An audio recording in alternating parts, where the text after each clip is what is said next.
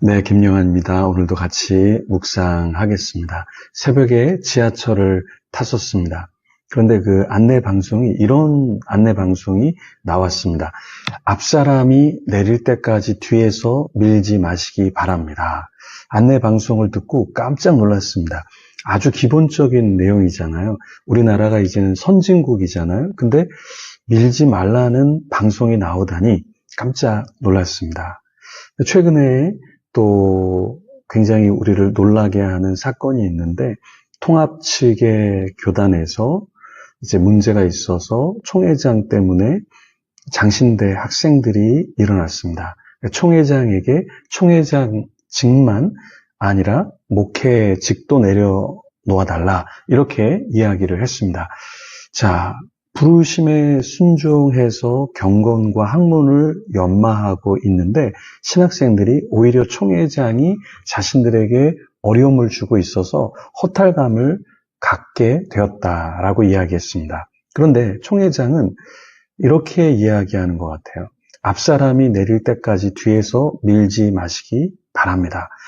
이런 안내 방송을 잘못 듣고 있는지 자신이 내릴 때까지 뒤에서 밀지 말라, 이렇게 말하는 것 같습니다. 그래서 모르쇠로 일관하고 있는데요. 지금 총회장은 미국에 있다고 합니다. 한국에 돌아오고 있지 않은데요. 어떤 분은 총회직이 끝날 때까지 9월 달까지는 한국에 들어오지 않을 거다, 이렇게 이야기하기도 합니다. 자, 우리 각 가정이, 교회가, 공동체가, 교계가 건강하려면 어떻게 해야 될까요? 서로를 배려해야 하는 것이죠. 특별히 위에 있는 사람이 아래에 있는 사람을 배려해야 합니다. 나의 지위, 직위, 나의 이익, 이것을 생각하고 다음 세대를 배려하지 않으면 다음 세대를 배리게 되는 것이죠. 자신의 유익만을 생각해서는 안 되죠. 그래서 우리는 공동체를 일굴 수 있도록 우리 자신이 헌신해야 하는 것이죠. 선물을 서로 나누고, 칭찬을 나누고, 서로 힘겨울 때 위로해주는 그런 공동체를 우리가 세워나가야 하지 않을까요? 제가 한 목회자분을 만났는데 27살에 개척을 해서 공동체를 일궜다고 합니다. 그래서 또 나중에도 교회를 개척할 때 공동체를 일구면서 목회를 했다고 했는데요. 너무나 행복하고 좋았다고 해요. 왜냐하면 공동체 일원이 될 때 헌신하기로 사인하고 들어와서 정말 헌신하는 사람들하고 함께 공동체를 세워나가니까 목회자보다 평신도들이 더 교회를 사랑하고 하나님 나라를 확장하는 모습을 보면서 정말 목회하면서 어렵지 않았다, 이런 이야기를 하더라고요.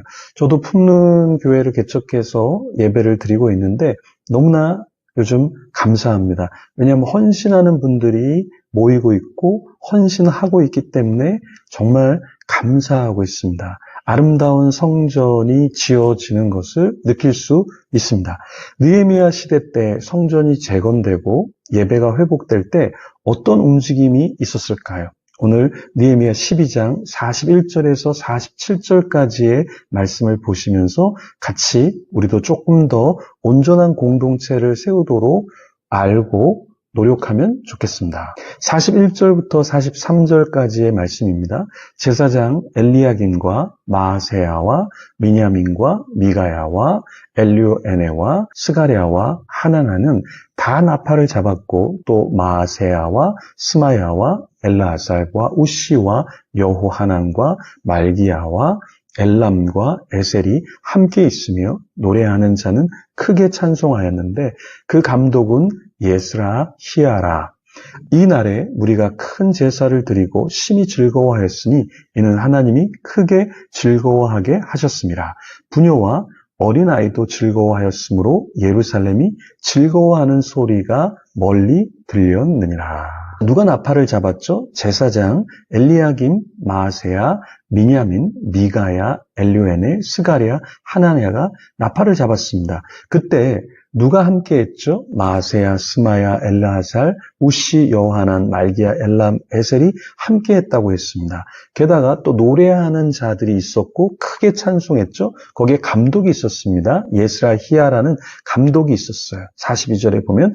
근데 그날에 무리들이 큰 제사를 드리고 심히 즐거워했는데요. 그 이유를 뭐라고 말씀하고 있냐면 43절에 하나님이 크게 즐거워하게 하셨다. 이렇게 말씀하고 있어요. 그러니까 하나님이 지도자들을 세워서 지도자들을 깨우시고 또 함께하는 백성들로 하여금 평화를 누리고 온전한 예배를 드리면서 모두가 다 기쁘게 하셨다라는 겁니다. 그런데 이 예루살렘이 즐거워하는 소리가 어디까지 퍼졌냐면 43절에 멀리까지 들렸다고 했어요. 정말 하나님의 통치가 있으면 우리만 기쁜 게 아니라 멀리 있는 사람들, 우리 주위에 있지 않은 사람들이 우리의 이야기를 듣고 기뻐한다라는 거예요.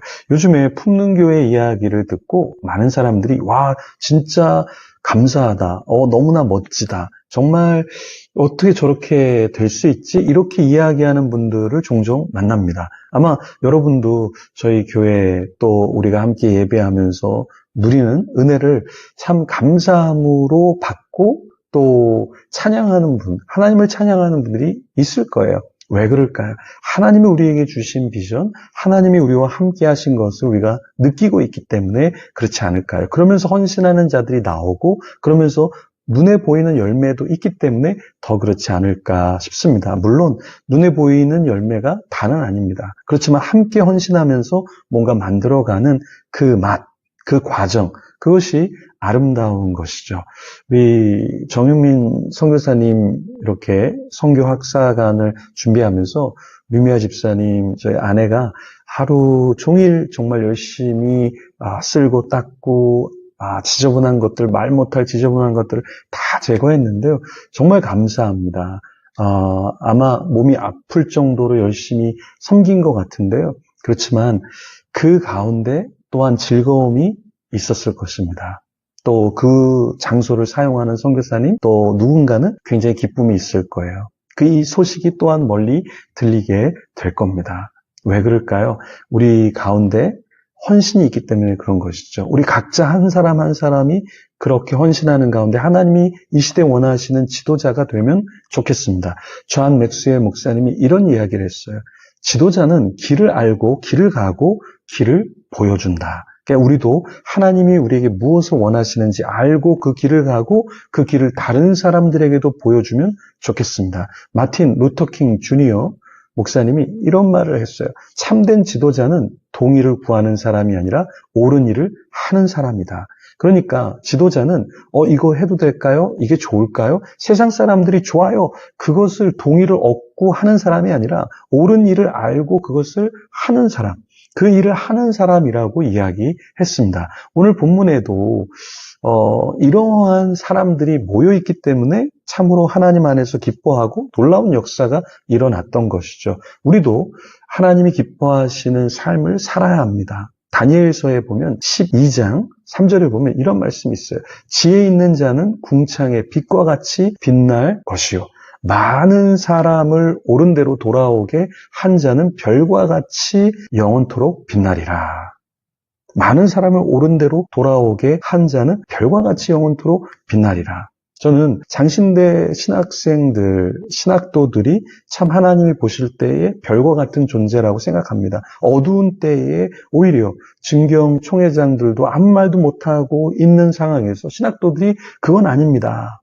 이렇게 이야기하는 거, 그리고 많은 사람들을 옳은 대로 가게 하는 거, 저는 그게 하나님 기뻐하시는 일이라고 생각합니다. 오늘 본문의 44절에서 47절까지의 말씀 읽지는 않았지만 그날의 사람들을 세워서 곡간을 맡기고 또 제사장들과 레위 사람들에게 무엇을 곡간에 쌓도록 했죠? 율법에 정한 대로 거제물 처음 익은 거 11조 모든 성읍밭에서 거두어 곡간에 쌓았습니다. 자, 여기 곡간이 풍성했던 것은 하나님의 율법대로 정한 거제물 처음 익은 거 11조를 백성들이 드렸기 때문에 그렇게 할 수 있었죠.